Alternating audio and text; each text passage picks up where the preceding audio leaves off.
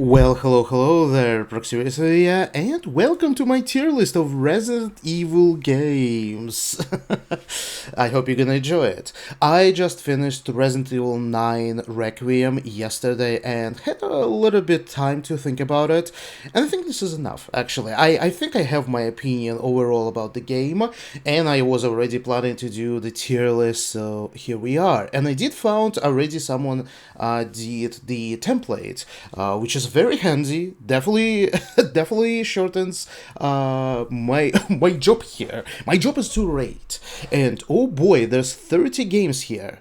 So, how we're gonna do this? I'm gonna go relatively in chronological order, maybe with some deviations here and there.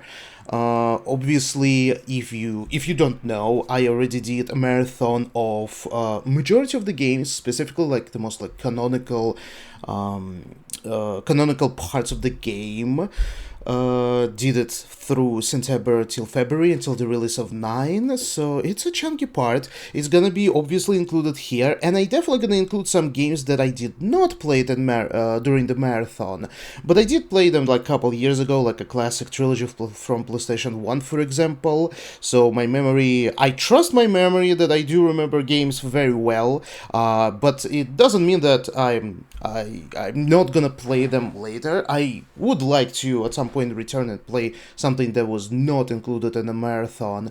So yeah, gonna be games from the marathon, games that I very well remember, and maybe there's just gonna be a couple games left out that I either actually did not play it or it was a very long time ago, so I'm just not gonna like I wouldn't really like risk giving it a unfair rating.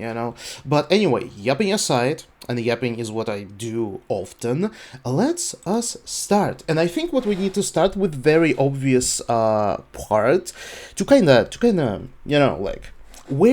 from where we're gonna start rating.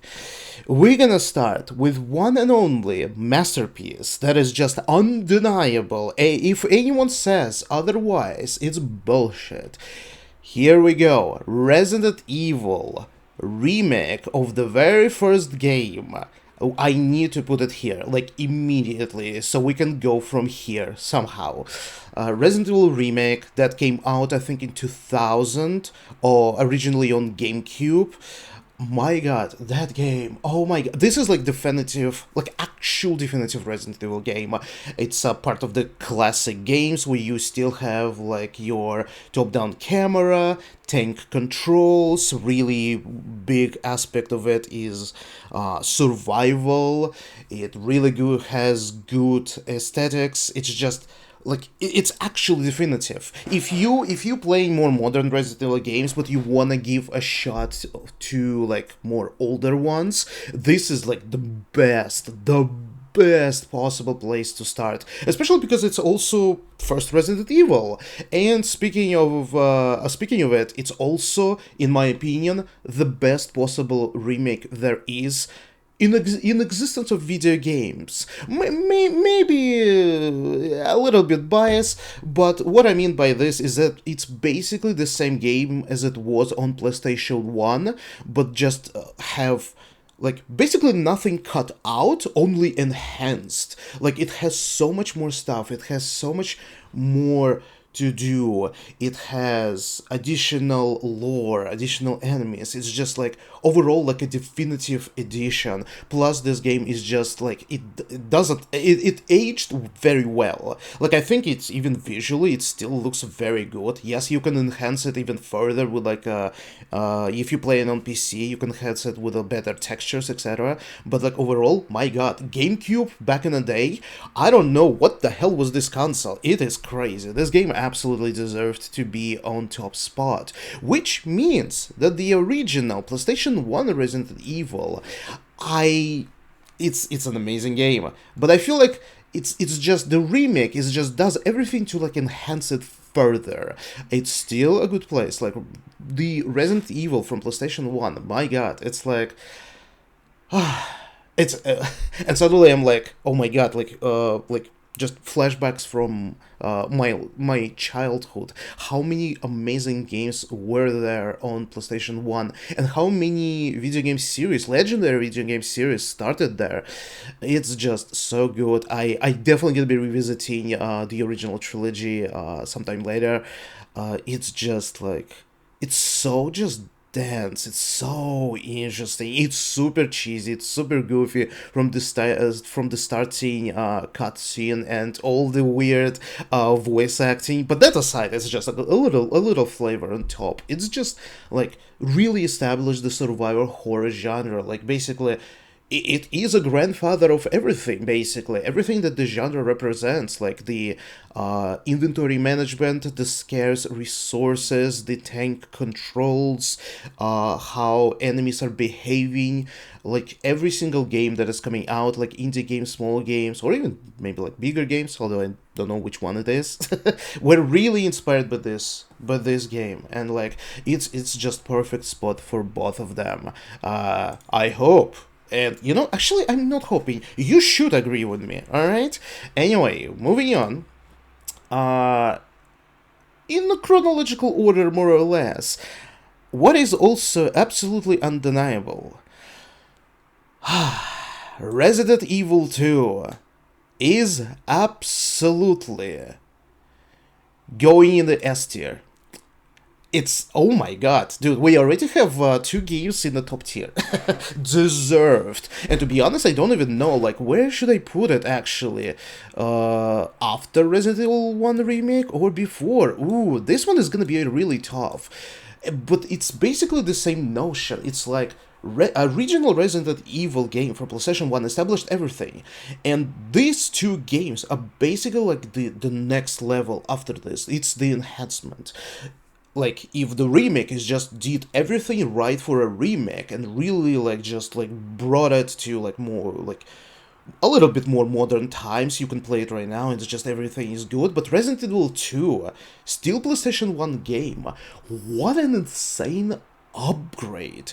It's like holy density of this game. We're gonna be talking about remake obviously, but like original game, it's like, oh my god, where am I supposed to even to start? Holy shit.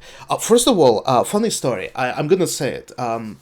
My first experience with Resident Evil 2 on PlayStation 1 was my father bringing it suddenly, like buying the game, launching it on PlayStation 1.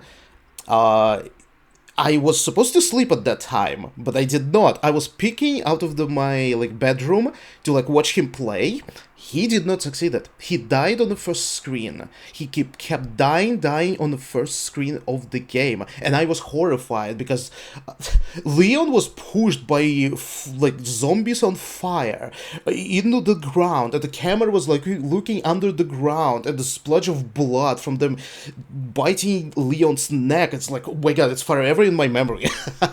And yeah, my father basically dropped the game immediately. You know, it's this situation. Your freaking dad buys the game, cannot play it, and just and it just gathers dust for like tens of years until I finally discovered it all over again when I was a little bit older. So yeah. Anyway, the game is a fucking masterpiece. It has so much. It was like, I think it was on 2 discs, and you could play as Leon S. Kennedy or Claire Redfield.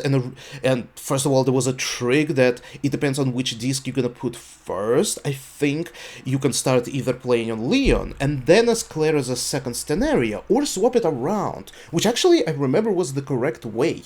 Claire campaign should have been actually first to play and Leon second.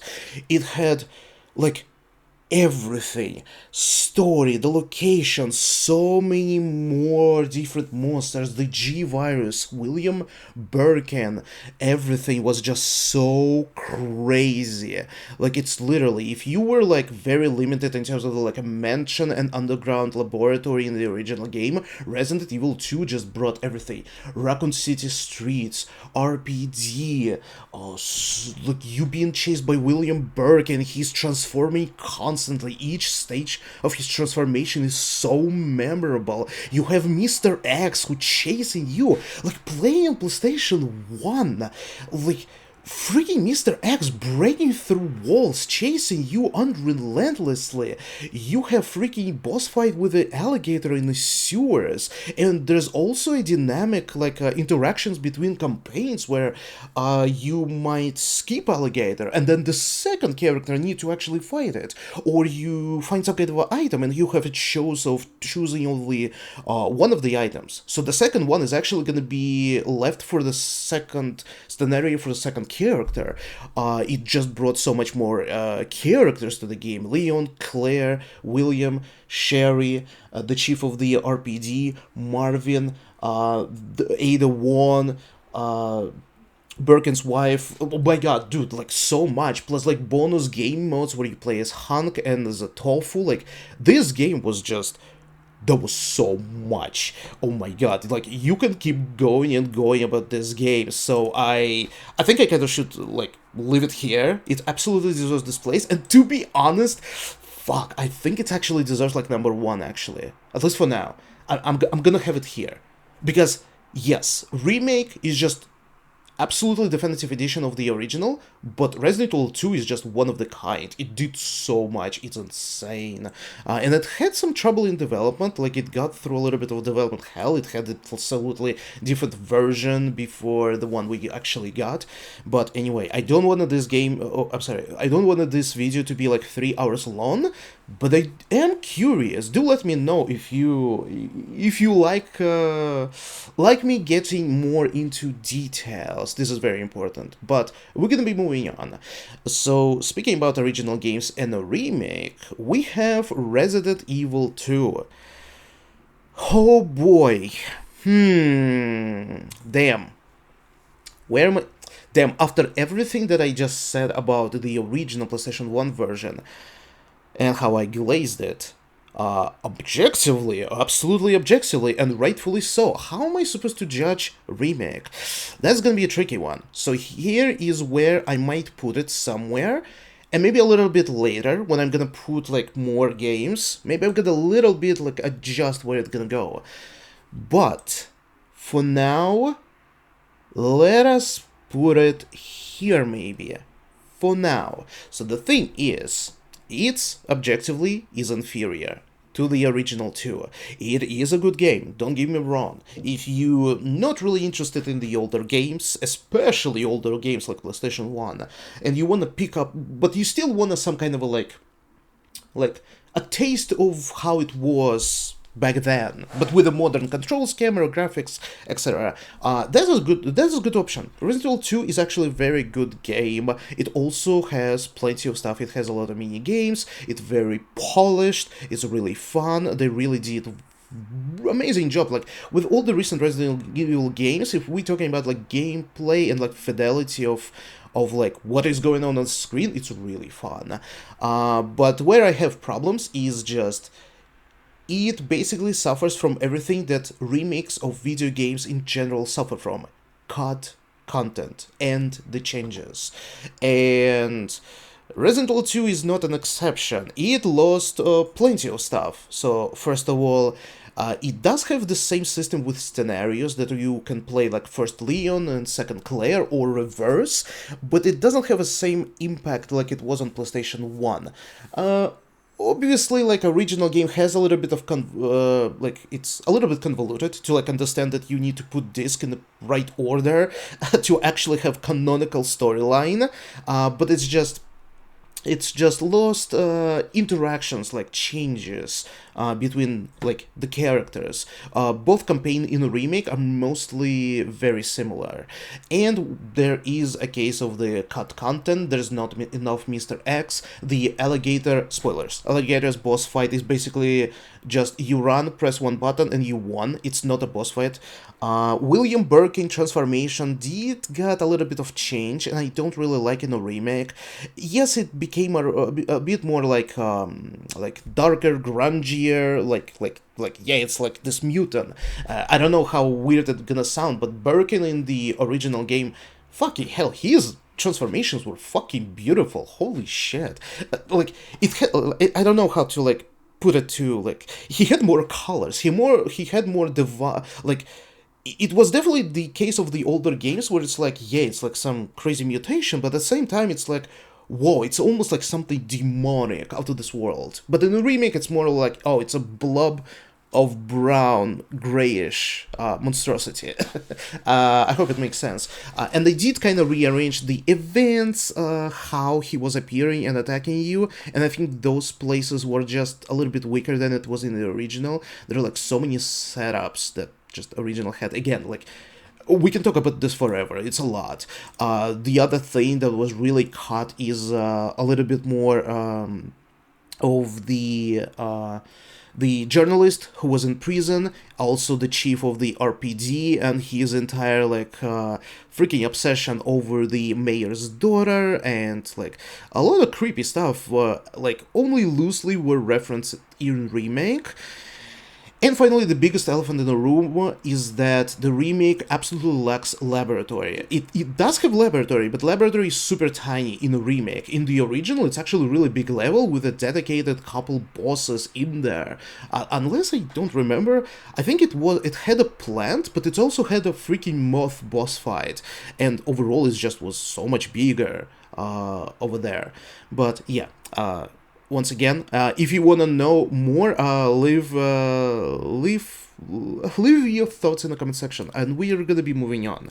Next one is Resident Evil 3 Nemesis from PlayStation 1.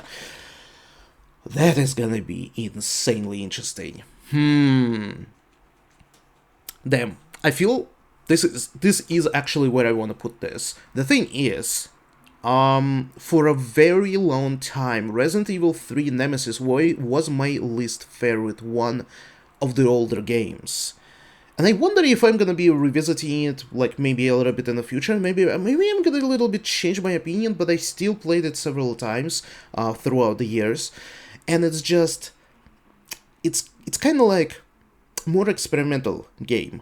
It's like you have your original, you have your second game that is like enhanced everyone 10 times fold, and then 3 is like, it's kind of the same, just a little bit smaller scale. We're going back from 2 to a little bit smaller scale, but bringing like some new additions. Like, for example, this game has crafting, and this game has even more like improved like stalker mechanic that Mr. X introduced, where it's like this monster who chasing you, but Mr. X in 2 for the most part chased you only in RPD and a little bit in the sewers. 3 introduced Nemesis, literally the name of the game, who basically chases you throughout the entire freaking game until the final level, where it's more linear. But every chase is basically randomized. This is what this game definitely has as a highlight. It had more Raccoon City. You can explore way more of Raccoon City than in Resident Evil 2. You had your crafting mechanic, you had Nemesis, who was absolutely like 24/7 threat. He could appear freaking from anywhere. And what also interesting that this game had, which wasn't in the previous games, is it was not exactly linear. Throughout the game, you basically have like this role-playing choices of like, what are you gonna do? What action are you gonna do? Which way are you gonna go? Left, right? Are you gonna escape? Or are you gonna stay and fight? Are you gonna like, you encounter Nemesis on the bridge and you decide, or are you gonna push Nemesis off the bridge? Or are you gonna jump yourself off the bridge? And it just changes a little bit, like where you start the level, what kind of equipment you're gonna have. It like actually added some kind of like non-linear progression, which is really cool, and you are always rewarded. Like if, for example, you fight Nemesis, if you actually commit and fight him, you're gonna get bonus drops from him, something very unique. Like, now that I'm talking about this, I'm like, nah, the game was cool, the game was good, but I think it's just, in a personal taste, I like it kind of less than the others, but you know what? I'm gonna leave it here. But again, maybe I'm gonna be changing it a little bit later when we're gonna see everything else, alright? So, what do we have next? Obviously, we have a remake of 3, which I think is just like, it's no-brainer. This is the most foul fucking game in existence. Holy shit. It's like... I'm sorry, I'm cracking, but it's this situation where it's like, I think it's because of the remake. I'm thinking about original. It's like, damn, maybe I treated original way too harsh because remake exists now. Holy fuck. Okay, give me a second. So, the thing is, okay, if we're gonna be a little bit more serious, the game is fun. Overall, this is the thing with the modern for Resident Evil games that Capcom are doing for the past like 10 years, ever since series resurrected with 7.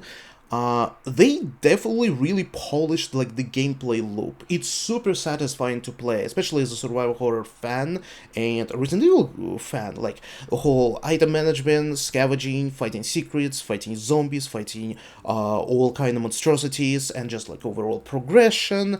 All of those elements present, they're really satisfying as a separate thing. But what really makes this game is really fucking bad is just it's a joke of a remake. Original game was already kind of tiny, in my opinion. I think it was pretty much even smaller than the original Resident Evil. But remake is like even twice smaller than the original Nemesis. Like, what the hell? They cut freaking everything. It's pretty clear that I think, and maybe it was confirmed, that they probably wanted to make it as a DLC to second remake. But then decided, you know what, we can sell it for $60 as a full game, and we're barely gonna do anything. It received the most strangest fucking changes. Let's go through this really quick. So, it lost everything. It lost, like, all the Raccoon fucking City. You had so much more Raccoon City in the original game. In the remake, it's a first couple hours, and it's even then it's not enough. It's barely there. Raccoon City itself, it doesn't have anything. No, it doesn't have anything to do with the choices. It's absolutely linear. You cannot change any outcome of any of the events. It absolutely missing entire giant levels. It missing clock tower, basically when you crushing. It wasn't a train. It wasn't a metro train. It was. Oh my god, I don't remember in English. What was it like a on the ground? Like a bus, basically. Whatever. I'm sorry, I forgot the word. Anyway, like. Freaking hell, like, remembering all of this, that you finally gather everything, you in this, public transport with spec op guys, and even then you actually fighting Nemesis, and you have a choice to jump out of the window, and then you ended up at the clock tower, and it's an entire level that you climb the clock tower. There's fucking spiders everywhere, and the Nemesis showing up with a different weaponry. All of this is missing. Then what was also missing? A zoo was missing. Zoo was near the hospital. It was like behind the hospital. Absolutely missing from this game as well. The whole boss fight with a worm, like basically a dune worm, is missing as well. Like so much. And the final well level is completely changed. In the original 3, it was the factory where you had final encounter with the Nemesis. In 3, they just recycled laboratory. There was no laboratory in 3 anywhere. Like, this is the strangest things. Like, they not only cut out giant chunks of the game, they also added something that is like, well, this is just lame. This is legitimately just recycling, and like, it's absolutely like not creative, like, at all. And the biggest punch is the Nemesis was completely changed. Yes, he has some kind of oh my god, wait, I remembered. Also, the whole like the bread, the Stars member bread, had absolutely different death, and the impact of it was completely different in the original. Nothing as lame as it was in the remake. The whole beginning is different. The RPD was changed. The second of RPD as Jill, you could explore RPD way more. And yeah, you were playing as Jill there, and Nemesis could fucking burst into there, which explains how it's so busted in the second game. Oh my god, see. I was about to like say a couple things and move on, and now I'm just I'm going into details. Once again, let me know if you if you like it or you hate it, and you wanna just me to place everything and then be done with this. But yeah, like so much fucking missing, so much missing, and I didn't finish it. Nemesis has some randomized elements in the first couple hours, basically when you are in Raccoon City. In the city itself, he like chasing you, randomly appearing, threatening you, but it's nothing like original.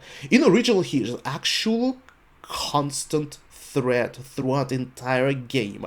Nemesis here basically works with like 3 or 4 scripts in the first 2 hours, and then the game just transforms into just it gets on rails and it just moves forward. Nemesis starts to transform into something that like, he transforms. He didn't have any transformation instead of except the final one in the original. Here he transforms very early. You see the clock tower in the background, but it's just in the background. It's so many changes. You know what? I'm kind of tired. Let's move on. Oh boy, freaking hell! What a game.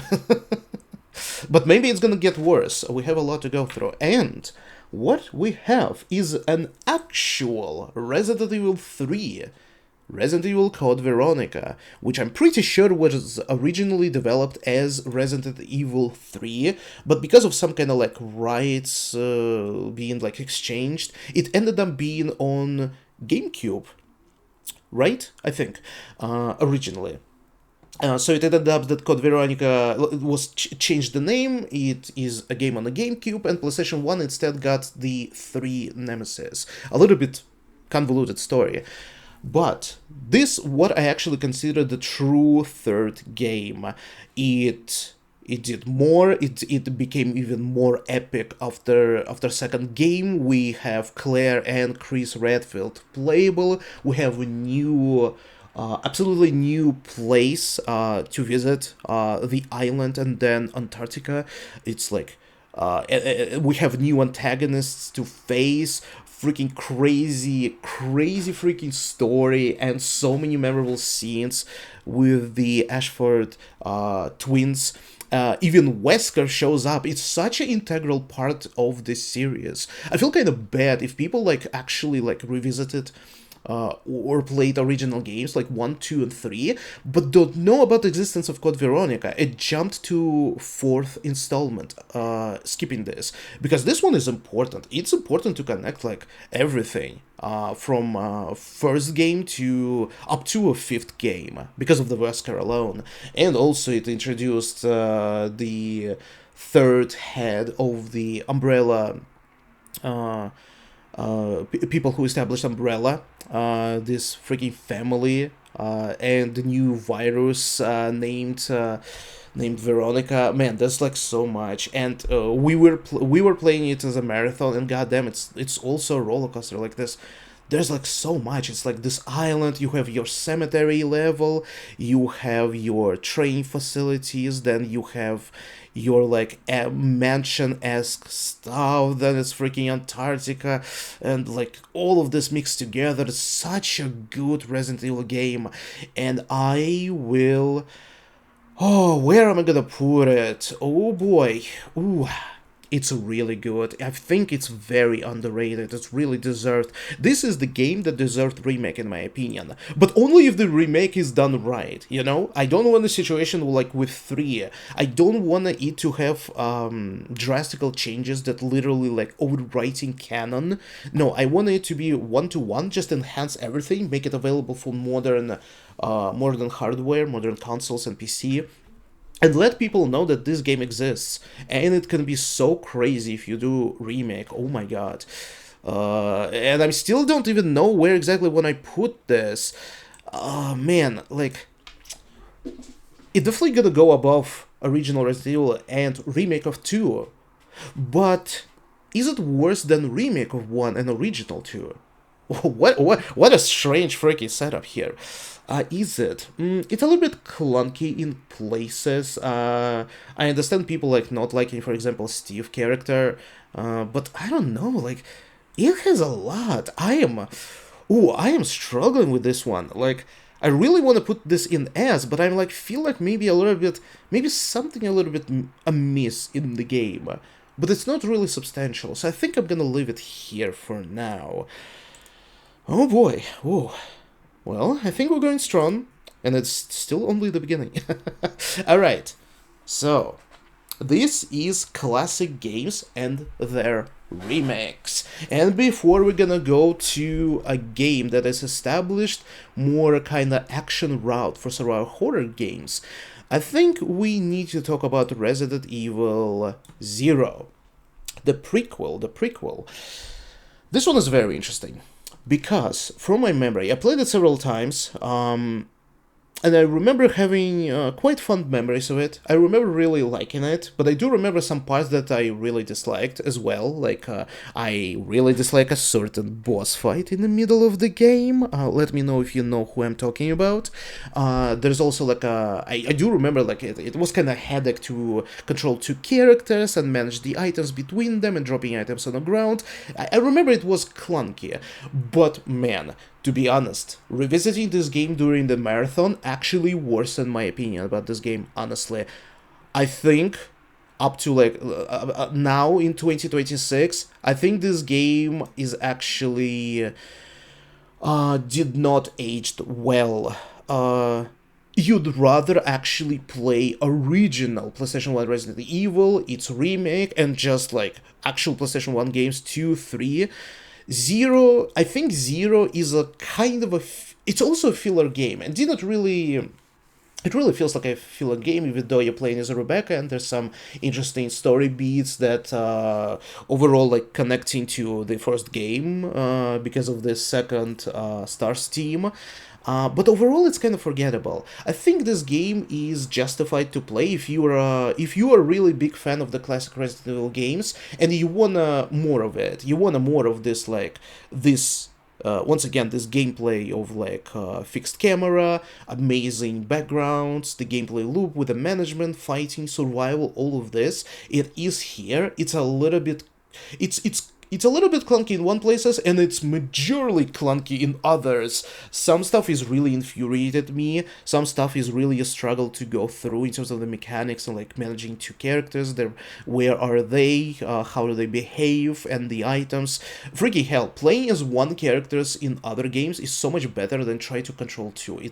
If this game had a co-op, it would have been a different story, but I feel like, yeah, I think it's actually a good place for it. Yes, it's worse than the classic original games, but it's definitely not as bad as a remake of 3. Yeah, I think it's a very fair place for it here. Moving on, we get into a more modern games and Resident Evil 4. Oh. Let's talk about this. It's not the final position. So, I'm trying to remember how it was the first time when I played each game, because once again, I played all of these games multiple times throughout the years, some maybe more than the others, although, god damn, like, at least, like, god, dude, even up to, like, a lot of times, I'm not gonna even try to remember, but I do remember that it's kind of another funny story. I hope you're gonna enjoy it. I remember because Resident Evil 2 so terrified me as a kid by my father playing and dying and completely not able to progress the first freaking screen. I didn't really actually touch the Resident Evil series at all until I became older, and at some point visiting like a supermarket, I saw on the shelves two games that I was like, ooh, damn, you know what? Mom, can I buy it? And she brought it. It was Silent Hill 4 and Resident Evil 4 on PC, PC ports. And both of those games were my official entry. This is where I actually, in this case, the first Resident Evil that I ever beaten fully for the first time was 4. And after playing 4, I was so impressed. I just like, you know what? I'm hooked. Let's go. Let's face our fears. And I just gone backwards to play from the very first. And and since then I'm a fan. I'm like, oh my god, this series is so amazing. Oh, it's such a masterpiece. Oh my god. So 4 is obviously amazing game. It's amazing game. It's basically did the same as original Resident Evil game, but like a next step of evolution of the series. It is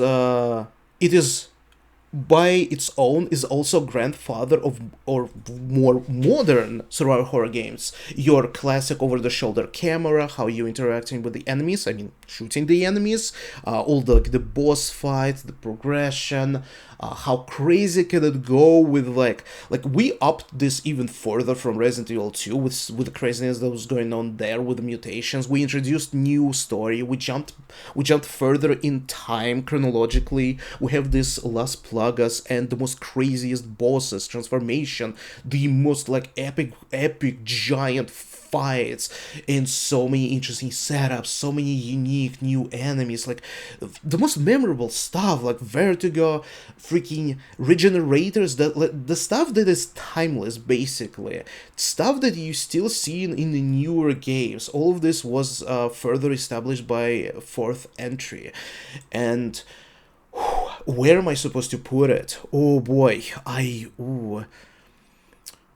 oh boy, where am I supposed to put this? I think, okay, these two games fighting each other, definitely. I think it's literally just like Resident Evil 2 is everything. Like I said, 10 times better, and just enhancement over everything that the series established with the first entry, and it's basically like your definitive classic era Resident Evil game, while Resident Evil 4 is your definitive like a second trilogy game, like a modern like 2000s Resident Evil game, and I don't know where to put this. I think, my personal opinion, 2 is better. Slightly better, especially because I kind of get in, I'm putting in an account of like the age when it came out. Like both of those games are revolutionary, but it's still like the way it's PlayStation 1 game. The stuff there is like unbelievable. I really need to replay it once again in 2026 or I don't know, but like holy shit. But it's not to say that 4 is worse. You know what it is? This is where like the personal preference. I think it's fair to say it's just a personal preference. These two games are equal. My preference is Resident Evil 2 original is still like so memorable. Not to say that 4 is not memorable either. Like I hope you understand. So let's have it here. What's next? The remake of Resident Evil 4. Oof. I wonder if I'm gonna trigger a lot of people. Holy shit. So the thing is, times change. Generations change. A lot of people obviously skipped the original, the classic Resident Evil games. A lot of people definitely skipped original 4, 5. Many people started from like 7 or remake of 2, or I'm sure, I'm 100% sure a lot of people actually started with the remake of 4 as their first game. And don't get me wrong, this is also the same situation as a remake of 2. Great game. Like in terms of like fidelity and the gameplay and like the polish and like everything, the content, it is great, objectively. As a standalone, let's say just a video game, holy shit, and like it actually better than remake of 2 in terms of the content, because we already talked about like the 2 did like miss some of the stuff that the original had. It did cut out some stuff, not too critical as 3, but still Resident Evil 4 is a full game. it is the full game. It's the same like in the original game. It replicated basically like 90% of everything that was in original. It is pretty faithful in some ways. I think you know where I'm going probably with this. And it's like, it's super fun. Holy shit, the gameplay is crazy, blowing the enemies, fighting last plug as the boss fights, the progression, new stuff they kind of added with like treasures. Like, it's reminiscent of the older game, just like changing a little bit, still remaining very, very entertaining. It's dense, there's so many unlockables, you can play so much this game. They later added for free mercenary mode as well, which obviously I'm not a big fan of mercenary mode in any game, but it is a nice thing objectively. So like all of this stuff on service is really good, and the game is really good. But this is where the problem is for me when we start comparing them directly, which really helped like playing them back to back. I had my opinion when I first played Remake, but it kind of reinforced even further now that I played it during Marathon together. What I really don't like about Remake is absolute sway of the mood of the game, the atmosphere. I really dislike changes. So, tiny changes that this game has filled throughout this game. Little changes to characters, changes to atmosphere. How to describe this? So it's not gonna be like an hour-long explanation. Let's say Resident Evil 4 is unapologetically super fun game. It's like, it's 2000s game. It doesn't take it seriously. It's a even in game itself, freaking hell, all the jokes that Leon is cracking is so on point. It is like, feels like a cheesy Hollywood action hero movie. Even freaking antagonists referring to Leon like, oh, you're an American hero, watch too many American movies, think you're gonna like save the world or whatever, and it all plays out so well. It's literally like gives the vibes of like for example like 80s movies with like Stallone, Schwarzenegger, like it just hit the vibe perfectly. It was greedy, it was scary, but it was also witty, it was fun, it didn't take itself seriously, it knew exactly like what to do to make the player just love this game. But Remake is... I'm gonna try not to complain too much, I think it's a matter of the taste. But I really don't like how Remake actually gone the serious route.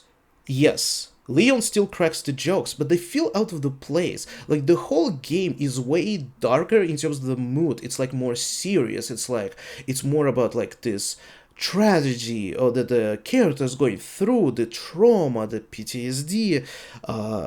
It's like it suddenly takes itself too serious, and witty comebacks, even though they're like kind of similar to what was in the original, with this atmosphere it feels different. It's like, really, you're cracking jokes in such a situations? It's just it doesn't synchronize exactly with absolute craziness that is going on. This is where it's important,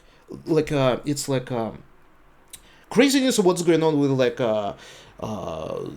interactions, puzzles, boss fights, and just enemies with a witty main character. And here it's like everything is crazy, but at the same time it's like, I don't know, I feel like I need to find better words to describe it, but it's like the characters also were changed. Leon is infinitely more like freaking fucking god Leon. He deserved this god skin that he has in this game.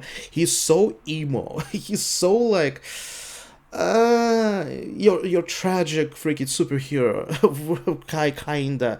The antagonists, I really don't like what the antagonists, how they were changed. The thing is, it kind of, because it gone the serious route, it did change the characters. For example, you have way less interactions with the Salazar and Sadler, two of the major threats of the game. Because in the original game, yes, it doesn't make sense that they hack your comms and calling you randomly to fucking make fun, and you throwing jokes at each other, and then freaking like Salazar is like actually like randomly is just some kind of room fucking giggles at you, like runs away, and then the fucking ceiling comes down on you.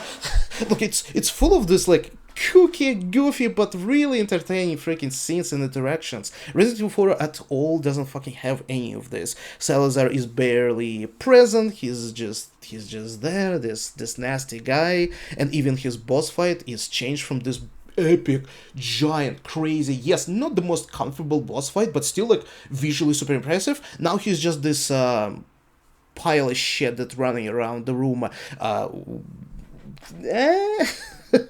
and Sadler barely present, because if you played or you watched the playthroughs, you must like notice that in the original game, Sadler basically appeared almost at the beginning of the game. He was there since like from the beginning, and all the interactions with Leon was so entertaining back and forth.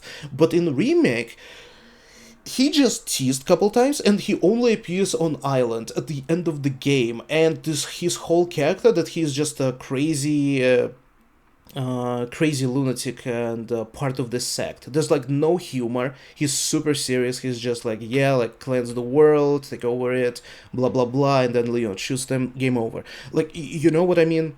I hope you do. Like, it's a very, it's kind of subtle maybe for some people in some places, but it's very easy changes in the atmosphere. And then there's Krauser, which is also like such a change that I don't like. Krauser in the original game is your very classic, very tropey, like this freaking badass commander who is a top rank above Leon, and he changed his ways. He was supposed to be a good guy, but now like they are clashing, and Leon apprehending him, and like Krauser going to the dark side, getting this Las Plagas in search of the power. And you know, like yeah, it's tropey, but it works. It's like so like it's a definitive like classic storytelling of the good guys and bad guys. But in the remake, they made him into this soldier who's suffering from PTSD and searching for release, searching for death. It's like completely different character at this point. So like yeah, like Salazar, Sadler, and Krauser completely changed. I did like Mendes. They did add it a little bit background to him, but it's again like in the same mood that is like kind of tragic figure, that this head of the village was actually a really nice guy, but then the sect came and the parasites, and now he's a puppet. He's a bad guy now. It's kind of, and that's it. Like the only character that I think I can appreciate in the remake, like actually the only character. Luis, I don't know about Luis, a little bit strange. I feel like Luis in the original was also better. He did had less screen time than the remake, but he was also like as a character, like it was just enough of him. But anyway, final point. I'm sorry. I think the game is very important, so I need to go into details. So final part. The only character that I think is actually much better in the remake is Ashley. Ashley is much better. Like again, for the story of the original, she also fits this kind of a crybaby, this obviously just a regular girl, daughter of the president, who would never imagine being in such a horrifying freaking situation. Your classic like damsel in distress, and it works. Once again showing how Resident Evil 4 is just basically an immortal game.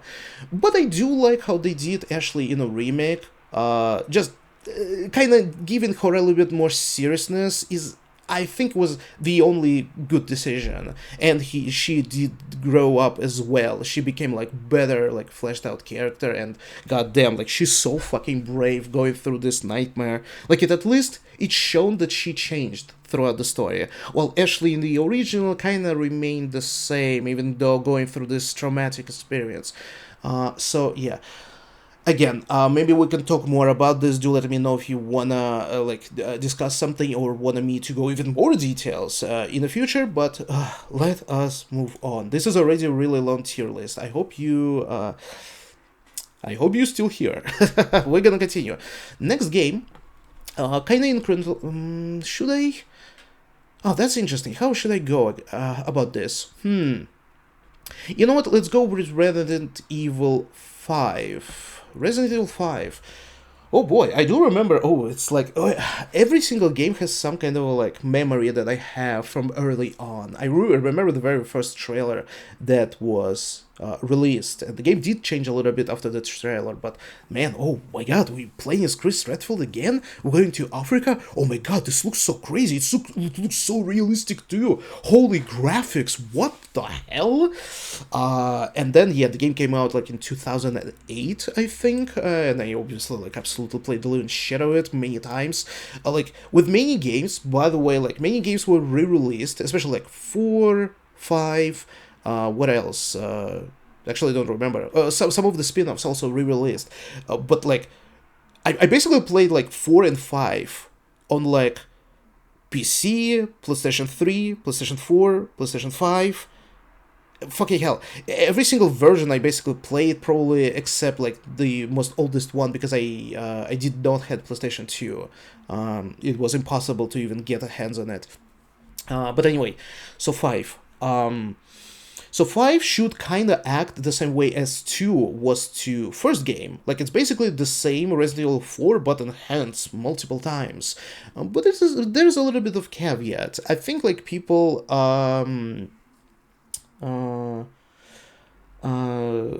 justifiably divided a little bit on this one, because it did got to even more crazy route of action game, kind of a little bit more stripping like exploration and a little bit unlinear exploration of like the village and the castle, for example, and some of the horror elements, more towards like actual action, like actual your Hollywood action game. And you also had a co-op.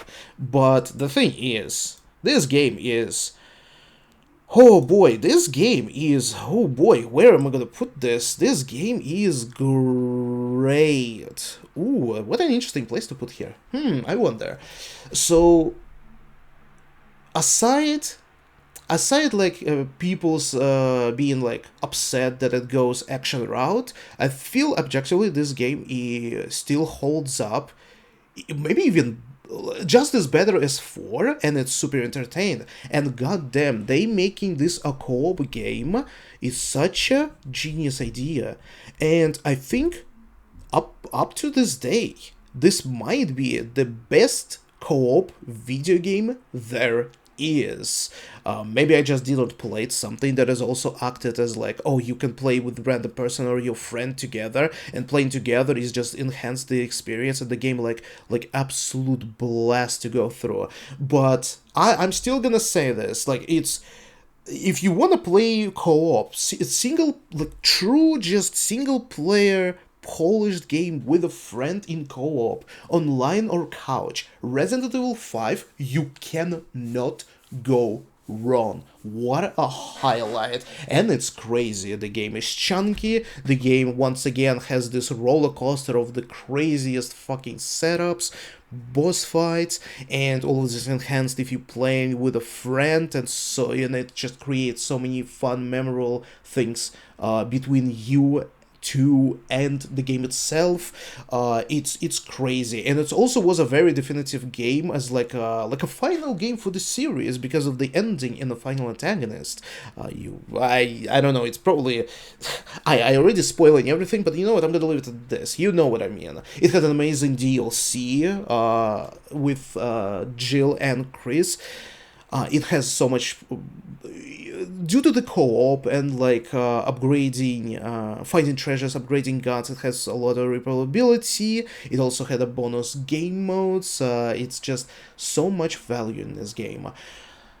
It's really good. It's really good. It's definitely one of those games that you also like can easily recommend people to play, and especially with a friend. And its final place would have been, oh boy. Fuck, how fun is this game? This is... Oh boy, I don't know. Are we gonna be rearranging this a little bit? I don't know yet. It's tough. Because it's like... Now I'm kind of thinking about like trying to like look at this from the side and like the objective value, and it's like I feel like actually maybe not. Let's not do this because now I'm kind of thinking how would other people like it. And I'm thinking like, well, maybe people not gonna like the original PlayStation 1 game, maybe not Code Veronica, but they will like Resident Evil 5. But it's my tier list. So I'm kind of like, okay, wait, no, focus. Let's just go with what I kind of want to put it where. So it's like a mix of objectivity and fanboyish bias a little bit. So yeah, I'm gonna have it here. Whew. All right. Whoa, this is sweet. We are already 1 hour in. Let's go. You know what? Since it's a second trilogy, let's go with 6. Resident Evil 6. Once again, you have your first game, second game, and the third game. And 6 is a weird one. Perhaps it's the weirdest one in the series. I think. It's a crazy story. Man, I do remember when this game first came out, I was waiting, oh my god, I was waiting for so much, all the trailers, it was showing so much, it's absolutely crazy roller coaster even from trailers, freaking 3 campaigns to play, like 6 characters, what the hell is going on, we have second Nemesis, and there's so much, but anyway, the game came out, and I put 120 hours in it, in the first, like, couple weeks. I was soaked in this game. I couldn't let it go. I was just like, okay, first campaign, done. Second, third, okay, let's play it again. Let's play it on different difficulty. Done on the second difficulty scale, let's go for the third difficulty. Done, do it again. Like, I was just like, literally, like, oh my god, I was living this game. But I was seeing the flaws of this game and revisiting it several times later, including the recent marathon. This game is definitely divisive, so it is... So it basically has the same situation as like a remakes, where I'm saying like it's a fun game. It's a fun game just like remakes, like all the remakes. It's a fun game. It's once again has a co-op. And yeah, I really recommend to playing with someone, a random person or friend or something, or your arch nemesis. You can play together and fuck each other over. It's definitely gonna be so much more even fun like this. But like, it's fun, it's weird, it's introduced interesting mechanics that I really like dodge mechanics, just the like how flexible characters is, like the whole movement setup, dodges and like quick shots, all of this gameplay flavor I actually really like. And the craziness that is going on, which is like you like going like to the center of fucking earth to fight a shark, then you somehow at the surface you going to China, fucking plane drops, you fight Nemesis, then fucking T-Rex, Sabletooth and a giant fly, and then the ship comes alive and the ship wants to swallow you, and then you have a playable characters who's basically you can throw the guns and just fight with your bare fists. Like it's just, what the fuck, this is like literally, it is a roller coaster, like bigger than 4, 5 and 6. It's just, it's a fever dream. This game is a fever dream, and that might not be for everyone. And it has some problems, like the storytelling is not the most impressive, and most important flaw of this game, I think, is how bloated it is. This game is the biggest game in the entire series, and it shows. It drags along for a very long time, because you have like several campaigns, that align to each other in some places, so it's kind of repetitive. You have so many characters, and at some point you're rolling your eyes when it's gonna be over. This game is like over 20 hours long. It's very bloated. They just got all loose, and they just developers didn't know when to stop, and there was several promises that I don't think they're fulfilled, which is funny because something about this I'm gonna be saying later. Like, it's not a horror game, it's pure just like, how can they even do it more action than 5? Unbelievable, but they somehow did it. But the thing is, I do think this game is not bad. I know many people gonna put it very low in the tier list, but I still see a lot of value in this game. This game is like, just think about this as the entertainment. Do not take it too serious. The game is insanely entertaining. The experience might be different for some people, but it is there. Trust me. All right. Whew. Now we are coming to some interesting place. So before, basically, this game also killed the series. Not exactly, but it definitely gone downwards after it. But what we have is some interesting spin-offs that kind of fitting in a canon of Resident Evil series, and we have Resident Evil Revelations, which came out of it came out after 5, between 5 and 6.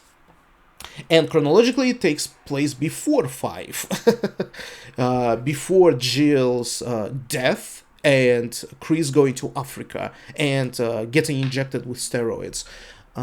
This game originally came out on Nintendo 3DS, so it definitely had a kind of selling point that you can play it in a 3D, which is, yes, it's the whole point of that handheld console at the time. And I also really remember that people were very glazing this game. I remember when it came out, people were screaming all over the place that this is, oh my god, it's returned to the form. Oh my god, it's just like older games. It's so amazing. It's so much better than 5. And then when 6 came out, it's like, oh my god, Revelations is so much better. It's like, oh my god, it's a masterpiece. Holy shit, we are back. You know, like, we are back. Resident Evil back. My opinion, bullshit. This game sucks. This game fucking sucks.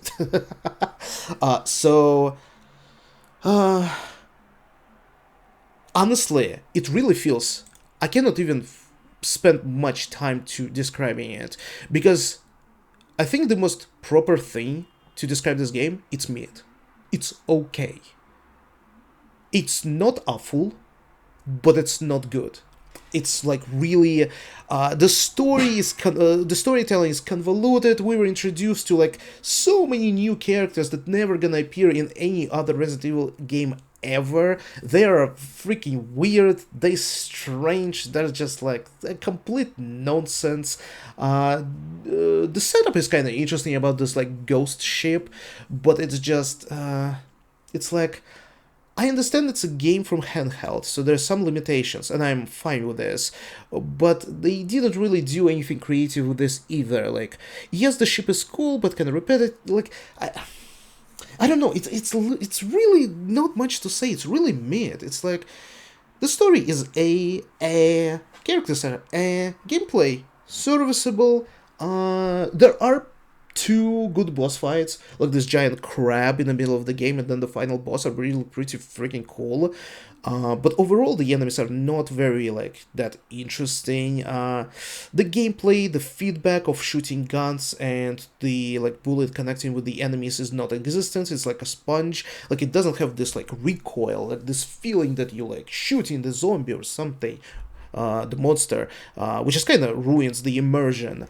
It's just. It definitely felt like a spin-off game, and even most importantly, a filler. Because unlike some other game in the same vein, this game is absolutely forgettable. And damn, it's kind of right place here near 0. It's like, it's fine to skip it. You're not gonna miss anything. Like, literally. You can play it only if you are a hardcore fan. So yeah, we're gonna end with Revelations. But we have a sequel. We have Revelations 2. And my god. Okay, are you ready for this? Brace yourself. Fucking S. It's unbelievable. I'm gonna think about this a little bit, but let me say, holy shit, it's absolutely fucking reverse of Revelations in my opinion. It came out after 6, so basically it's the last game before the death of the series, like final gasp of the series before it fell into oblivion. Came out after 6. It had a very interesting marketing behind it, very moody, with like you going to the website and you interacting, finding teasers there. It's a whole mini game to uncover the secrets of upcoming new Resident Evil game, and it turns out it's Revelations.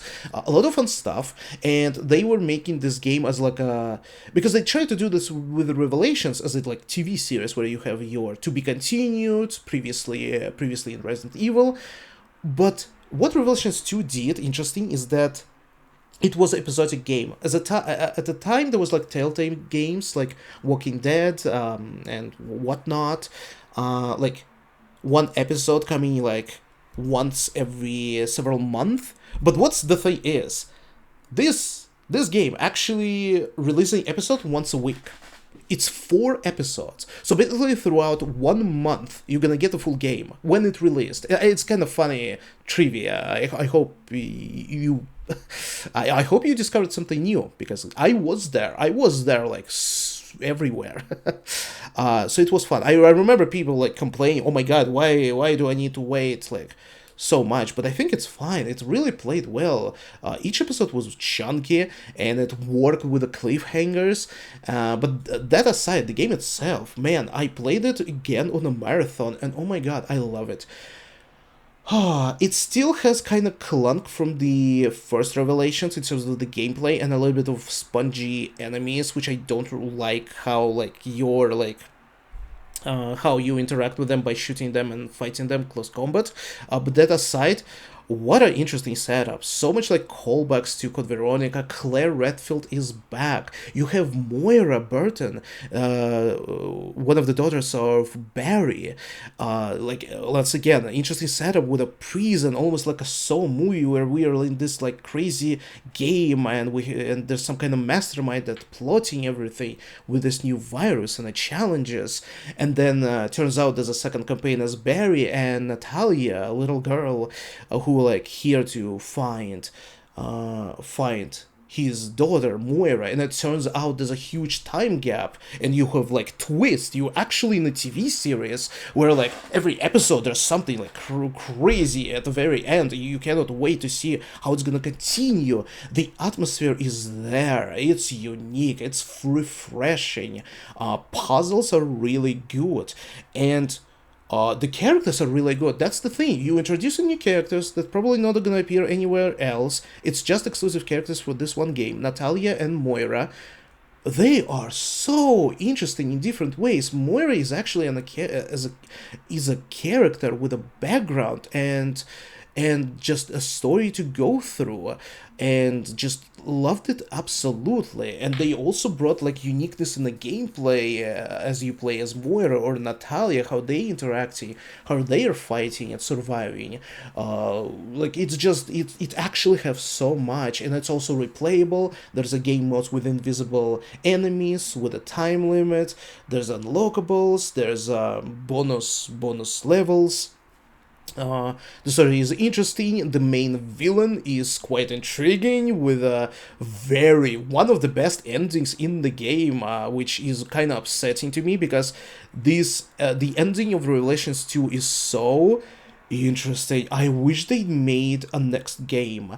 I'm kind of like crossing my fingers. Maybe someday we're gonna get Revelations 3 that's gonna continue the story of Natalia, let's say, one of the characters from this game, because the twist at the very end is like, whoa, that is cool. I think I said it during the playthrough on the marathon. I think this game has the best story, actually. Like, legitimately. Because every other game is just like, it has a cool, fun story, but what is most fun is gameplay. But Revelations 2 is a little bit reversed, where it's like, the gameplay might be not the most polished, not the most like over the top like fun. It's like serviceable, but it does balance it with the atmosphere, the setup, the characters, the payoffs, and just overall the story. Like, it definitely is a highlight. I really want to know what people's opinion is. Like, I feel like many people don't even know about the existence of this game, and others probably like hate it. And I don't really see like what are you gonna hate it for, except just some minuscule stuff. I really feel like this is a hidden gem. This game is a hidden gem. It's very close. Okay, you know what? Just to adjust it, it doesn't belong in S, but there's so much similarities with Code Veronica. There really is. Oh, you know what? I think this is actually pretty good place. Ooh. You know what? You know what? I like this place. I like this place. Once again, if you have questions, do ask me. I'm to be honest, I'm glad to yap even more.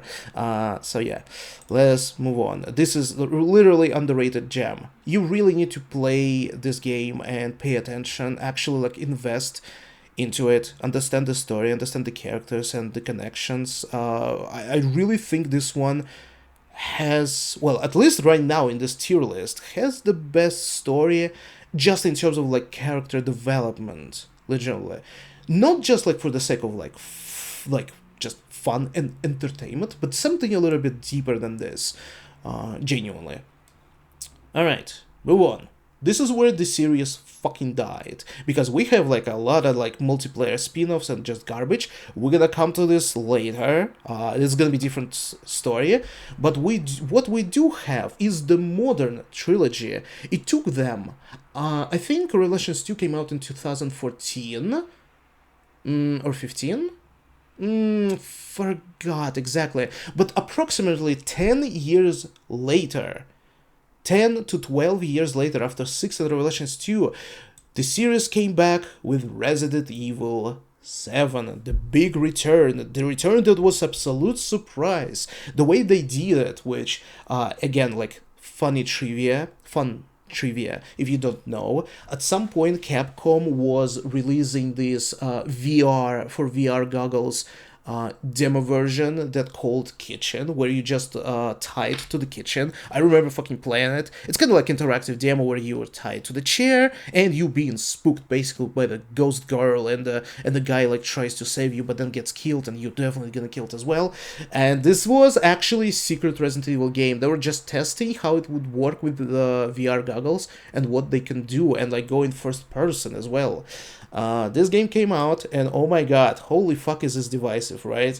Holy shit, I still, it's already been like 9 years since the release of this game, and I still hear people absolutely hating it. I think this game legitimately divided the fan base into two camps. One saying it's not Resident Evil, it's a fake, it has nothing to do with Resident Evil, blah blah blah. Wow, insufferable. Honestly, this game is amazing. This game is crazy, and it's especially so refreshing in two ways. When it first released, it was refreshing, and me recently doing marathon, and you should check it out, it was also refreshing, because like going from classic games slowly into action territory, going to some like weird to good experience, and then like good to questionable remakes, and then more and more action, and it's just absolute insanity. It's so refreshing to go back to something much more slower, something more about like the mood, the slow pace, the actual horror elements, the actual survival elements, a bit more claustrophobic setup, which is clearly inspired by like Texas Chainsaw Massacre and similar stuff, like this greedy, grungy, like freaking Louisiana dump swamp in this freaking house with a crazy family, and just it's just, and it had all the DNA of Resident Evil. This is what I kind of don't understand, why the haters are like hating this game so much, saying it's not Resident Evil. And the biggest argument that I'm hearing is because it's first person. Well, first of all, it's not the first game that is first person in the Resident Evil series, by the way, if you didn't know, if you are a fan. So, like, it's already, like, not a criticism at all. It has everything. Item management, scouring, like, the location, this big house, finding key items, combining them, unlocking new rooms to find another keys, struggling with the healings, bullets, intimidating enemies. You fighting for your survivor, actually. Like all of this is there. It's just first person, and that's it. And it takes place quite further in the future. So no surprise we have a new character as well to play as. But like this game was fascinating. It had everything that is there in the DNA of Resident Evil games, and it did a little bit of experiments with a new setup, new character, just like trying something new, while still remaining faithful to what the series is. And it still had surprises because the further you go through the game, the more crazier it becomes with the Baker family, all those transformations, the throughout story about this new bioweapon Evelyn, and as a fan, like discovering how it exactly works, how they like created it, what's the ability of this bioweapon. This is what I really like going deeper into this, like little like specs, what's going on, and then suddenly like the end of the game, the Chris Redfield and all of that. DLC was also pretty fun as well. It did had like slow parts. It definitely I know people like don't like the ship level. It's like in the second part of the game. I understand why. Yeah, it's kind of different pacing. They kind of doing a little bit more action, but at the same time it's still kind of slow. Like there's negative like a little bit like hiccups here and there, like throughout it. And one of the biggest ones is like also enemies. The variety of the enemies freaking sucks. Like you have your bosses, which are all pretty good, but the regular monsters are basically just one type of monster that is divided into three types: regular mold guy, fat mold guy, skinny mold guy. That's it. Like it's objective criticism. This one, yeah. But funny thing, like as someone who really love genre of survival horror games, this is not new. so many survival horror games have the same problem. Legitimately, like the lack of difference in locations and enemies. It's so frequent. If like I'm telling you, so nothing new. But yeah, wish they did better with this. But overall, was really nice. It's not a very big game. It's a nice game to pick up. Also, like absolutely recommend as a starting point as well if you just wanna try something that is like Resident Evil, not just in the title, but like actually like in the core of it. But yeah, wish they did better. Did more variety. Which brings us... Oh, wait a minute. What the fuck am I doing? I didn't even put it in the right place. Well, I was yapping so much. I was... Wait. Ooh, wait. Ooh. Where am I putting this? Ooh.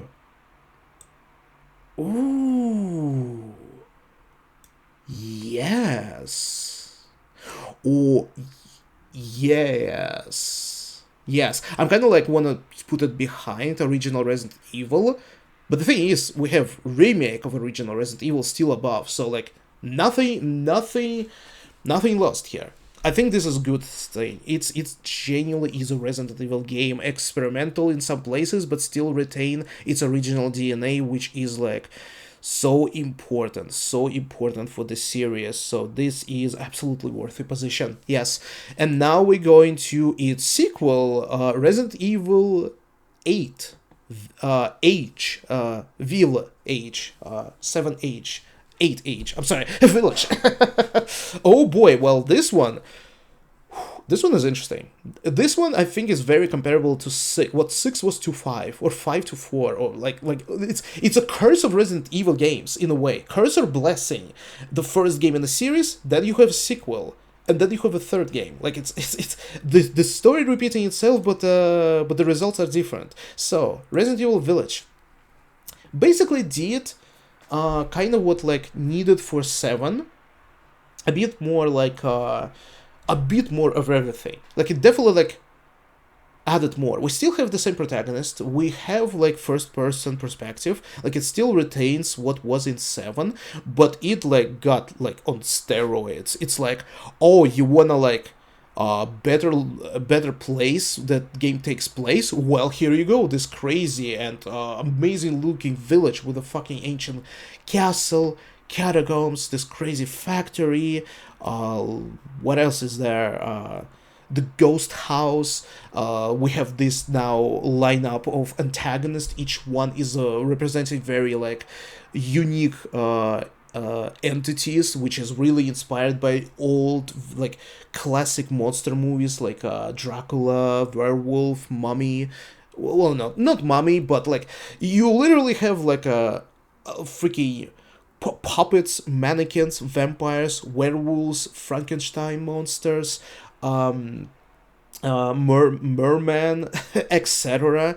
So like this is literally like Seven on steroids. Seven is like kind of like, oh, now we're gonna go loose. Now we're gonna just like throw fucking bullshit and see if it's gonna stick. And like once again, how with many other games, the game is really fun. The game is really fun. And funny thing, I think replaying it recently, I get actually better opinion about this. I feel like when I first played it, I was like, well, that was fun, but a little bit like, I don't know, kind of weird. It's like 7 was really good, but not enough. But Village felt like, oh, that's like a, now it's a little bit too much. You know, it's like, it's kind of like we're not finding exactly the balance between these two games. It's like, yeah, all of this crazy entertaining, but by the end of it, it's like, whew. You know what? I wish they can a little bit hold it back a little bit with this craziness. But to be honest, like I said, I replayed it and I feel like I'm a bit better opinion about this. First of all, maybe something controversial. It really like again the point where the fan base is split apart on like protagonist, for example. My opinion, Ethan Winters is a really good protagonist. It's really literally your average Joe. It's not your like freaking part of the police department, secret agent, freaking FBI agent, or like actual like trained soldier, mercenary, or like service freaking agent or something. No, it's your regular guy who just trying to find his wife and getting into the craziest fucking classic horror fucking situation, just like a like Texas Chainsaw Massacre, and then in a sequel he's looking for his daughter. It's to be fair, even bigger motivation, save your freaking daughter. It's like so much more relatable in every way, and his reactions also relatable. Like it's not your witty Hollywood like badass super agent. It's literally a guy who's like so sick of everything. He's so tired of this craziness going on.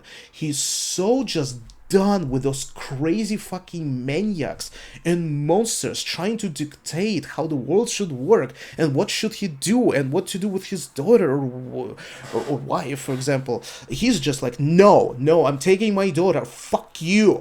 Fucking shoot the bitch. You're fucking average guy. Like it's different. And it's still good. It's still good. Both good. Both good types of the protagonist. More like your fun protagonist and more grounded, relatable protagonist. And the ending, I mean, yeah, all of this, Ethan and his daughter, Rose, this is something, like, it's just, it definitely hits some notes. Unless you, like, really are, like, don't care. And it's fine. You know, like, it's fine if you really don't care about the story, because it's a Resident Evil series. Like, no story needs to be taken too seriously in any of the games, to be fair. It's not the point of this series, but it is here. It is in the core of this duology of Ethan Winters. It's really good. I'm talking about this a lot, but about gameplay, it's crazy. It's so much more. It's so many... It is improvement how many types of enemies there are, and like crazy setups, puzzles, exploration. They really wanted to try to do Resident Evil 4 all over again. To the point where it's kind of felt like almost like they copied too much, which is kind of even funnier because then they did a remake of 4, so it's kind of like, okay, Capcom, are you a little bit like in the like are you in the phase of like not knowing what to do with the series now? But it still was very entertaining. It was really fun. If I would have put it somewhere, I think, ooh. Well, yeah, you know what? I feel like this is kind of pretty good location actually here. It's both remakes of 4 and 2 because it's still standalone game. It's not a remake, which is which is just changes over the originals that we have. We have two, we have four, so it's an original game at its own. It's really good. It doesn't break anything for the most part, canon wise. There's a little bit stuff at the very end with Chris and BSAA that is a little bit wonky, and a little bit there is a little bit part in the story. Like Chris did fucked up at the very beginning of the story by shooting Mia. It's like, and not explaining anything to Ethan. It was like, wow, that was a shitty move. But I think this is a pretty good spot. I think like just behind 5, which is just this entertaining game, and between 5 and the remakes that changed stuff in the canon games. Yeah, I'm gonna leave it here. Whew, alright. Damn, I feel tired, but there's still there's a little bit to go. We're gonna pick up the pace. Are you still here? Do let me know you're still here right now. Literally write in the comments if you're still watching this, because we came to the very recent game, Resident Evil 9 Requiem. Oh, sorry about this. That I just finished yesterday. Whoa. Whoa. Oh my god. Where the fuck am I supposed to put this? Oh man, I don't know. Fuck. I'm looking at all of this and I'm like, maybe I'm gonna rearrange a little bit. We'll think about this. But the thing is, it was a 13-hour, well, except death and repeating some stuff, flat out 13-hour adventure. Really good, really impressively good for Resident Evil game. It is, oh boy, because it's such a recent experience. I feel like I said so much throughout my playthrough, a lot of comments about this game and my impression of it throughout the entire playthrough time that you can check out on my YouTube channel. But I try to summarize. This game is really freaking amazing. This game is pure fun. We're like back to... Once again, it's like all the trilogies have like one on the other thing to offer. 7 was a return to form, a bit experimental. Village is like, okay, let's go a little bit crazier and still kind of experimental. And then 9 is like, oh, okay, so let's maybe actually try to balance it a little bit. Tune down the craziness, make it a little bit more grounded, maybe a little bit more serious. But also like return a lot of stuff from different games, get very big tie-ins with the most older games like 1, 2, for example. And it was also a roller coaster. It was genuinely just like Village and 6, where it's like, even though it's more grounded, like you're not like flying freaking helicopters and fucking planes and going freaking underwater, whatever, like no, not that kind of stuff, but like grounded, where it's like every 10 minutes something going on, like, oh, like for first level is like, oh my god, it's like so scary, so slow, what the hell is going on, I'm waiting for the jump scare, it's so scary. Then it's like, oh my god, you're playing as Leon and it's like chaos on the streets, you're going guns blazing, and like, what is this antagonist and what the fuck is this virus that controls people? Then you back to like a little bit more scarier stuff, and then there's like this monstrosity that stalks you, then back to Leon, a little bit more badass, then you have your open big location to explore, so many secrets to find, then a little bit more like action, change of positions, and it's constantly like the pace is perfect. Oh my god, it's perfect pace. One of the best. The thing is, I think this one has like the most strongest of the pacing in the series right now. Always something interesting, and not delving into like absurd craziness that Village and 6 was. It really played into its mood. I really like the locations. I like interactions between the characters. Because it's a recent game, I don't want to spoil it too much. Don't want to spoil it because it's a super recent game. But like so much, and like it's a perfect balance. It had the perfect balance of like every single setup and crazy situations, mixed up with like some non-linear stuff like exploration, fighting secrets, fighting optional special enemies like special zombies that are very unique and one of the kind or two of the kind in the game, getting something in return, kind of affecting the campaign of the other character.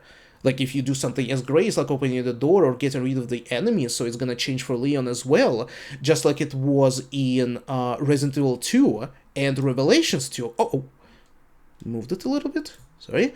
It had its classic survivor horror mechanics where like, you're like really struggling. It's a little bit of stealth, but you can still, like me, even playing on hardest difficulty, you can still manage to go into fights and win and be rewarded for this, which is integral for the series. Or you can go stealth, or you can have different, you can either like go like stealth completely or blow up enemies or do shooting. Then you have your craft, you have a little bit of crafting, then as a Leon you have a little bit of your like case from Resident Evil 4 or Village and like upgrades for the guns, but not too much. Like the game never devolved into like this like kind of bloated mess of like there's a lot of mechanics and each mechanic is like there's too much of it mechanic. No, this game 9 had like a little bit of everything, just in the right quantity. And the story was interesting, very intriguing, with a lot of twists, especially big twists and questions for the fans of the series, because it did some callbacks to very old games, and throughout playthrough it's just like, oh, as a fan is like, oh, whoa, not only returning to Raccoon City, but like there's so much more to it, and like so much more. Don't want to spoil it, but you might be thinking, holy shit, I'm praising the living shit of this game, but finishing it yesterday, I finally stumbled about a problem. This game was genuinely 10 out of 10 until the end. This is what I was afraid of, and sometimes I'm saying when you play in the game can be perfect, but the ending could drop the ball, and in my opinion they did drop a little. Depends on your perspective of like big or small ball did they drop with the ending, but without spoilers, everything was perfect until the final hour of the game where the biggest reveals appeared. And one of them is a very giant retcon. It's a giant retcon. Like, and I thought about this a little bit more, and I'm starting to finding more plot holes in the story. It was very entertaining, very interesting, very intriguing and promising in the moment when you play in a game, as a fan who gone through entire storyline.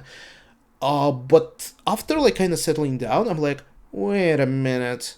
Couple of those plot points really don't make sense. Did they like fucked up like the dates and like chronology of the events? This is weird. And then there's this like giant retcon, which I'm not gonna spoil, but I'm gonna say if you know. I'm talking about a certain character that they completely changed in terms of the personality and what this character is. Like absolutely retcon who this character is, and like and his characteristics, his demeanor, his like his personality. It was very jarring.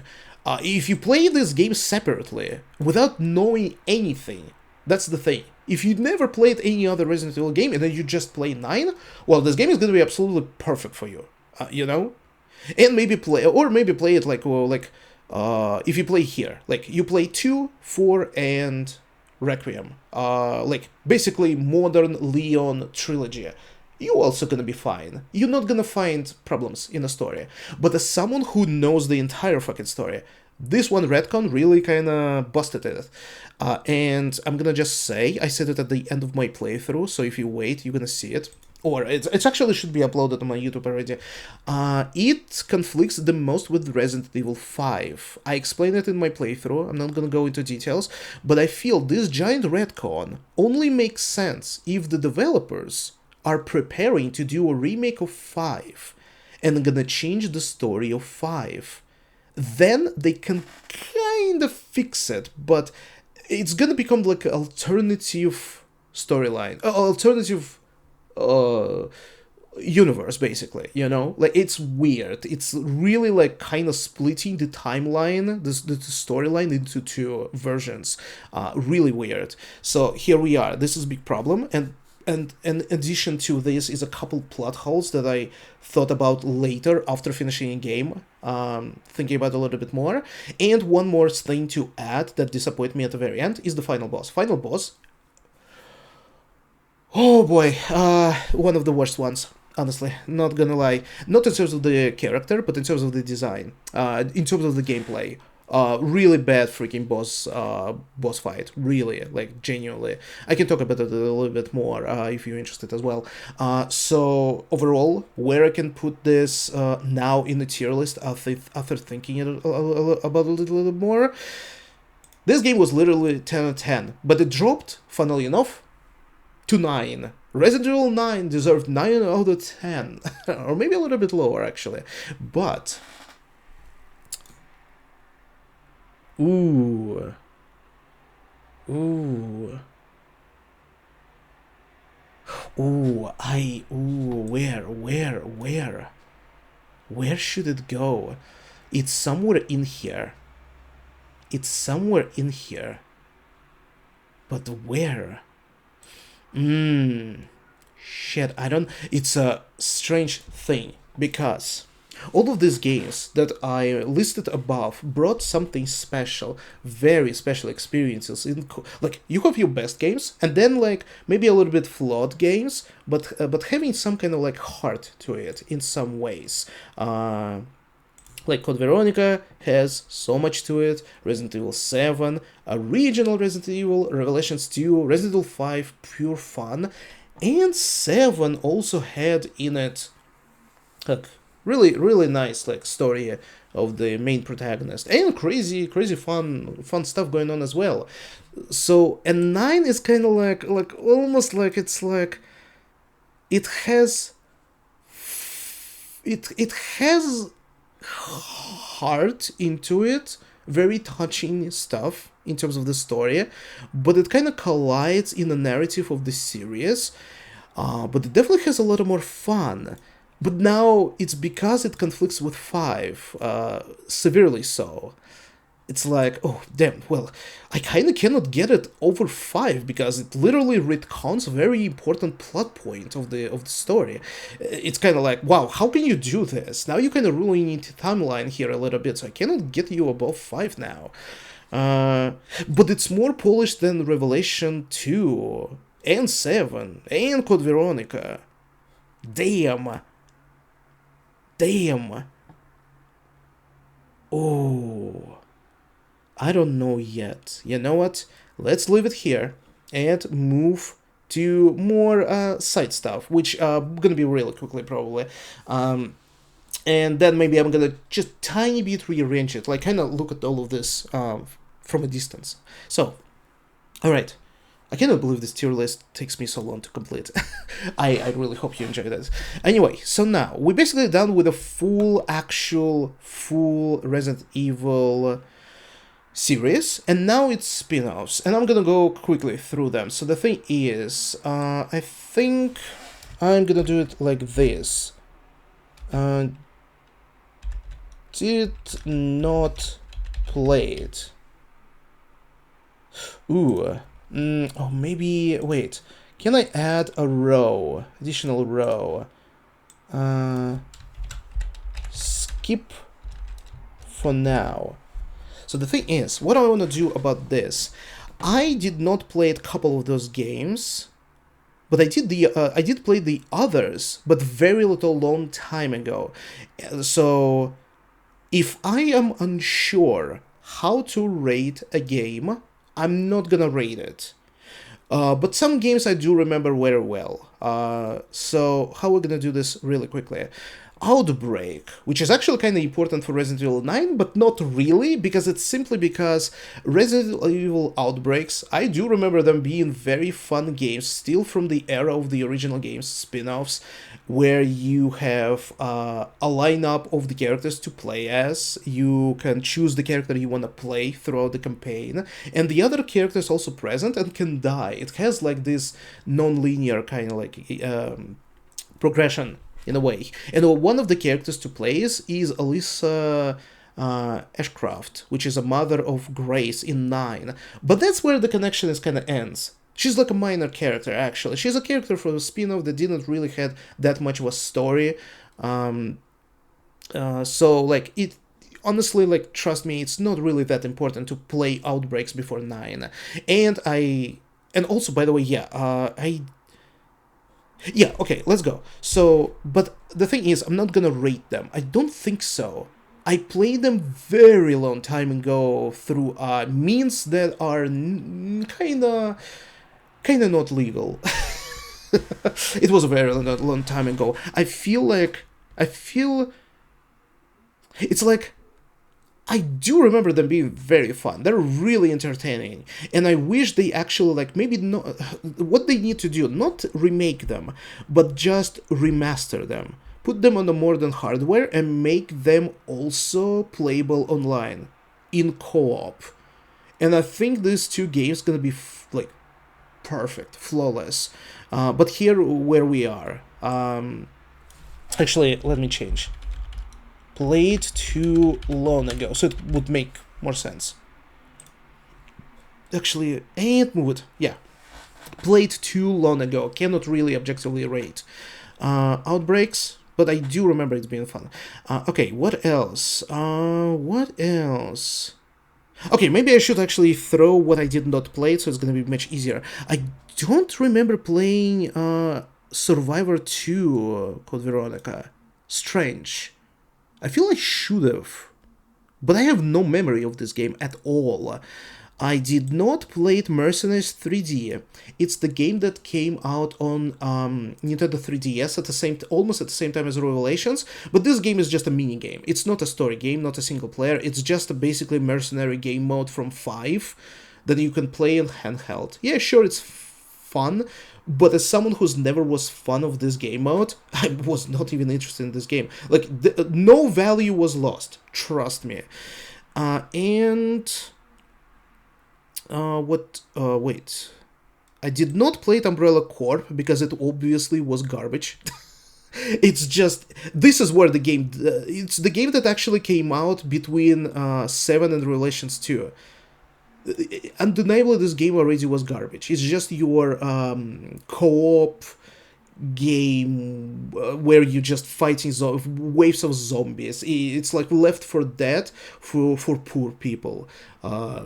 It's horrible. Like, you don't, like, it's the thing where it's like I feel justified that I did not even play that because it's clearly garbage. And